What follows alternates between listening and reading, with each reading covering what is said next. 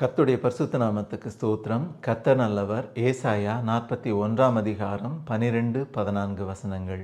இயேசுவின் நாமம் மட்டுமே மகிமைப்படுவதாக. உன்னோடே போராடினவர்களை தேடியும் காணாதிருப்பாய். உன்னோடே யுத்தம் பண்ணின மனுஷர் ஒன்றும் இல்லாமல் பொருளாவார்கள்.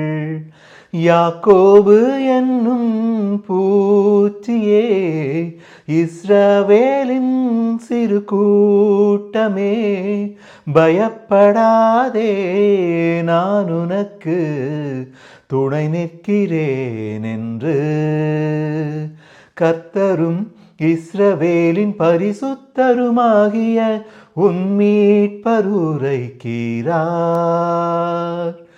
உன்னோடே போராடினவர்களை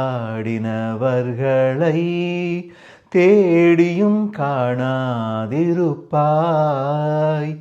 உன்னோடே யுத்தம் பண்ணின மனுஷர் ஒன்றும் இல்லாமல் பொருளாவார்கள்.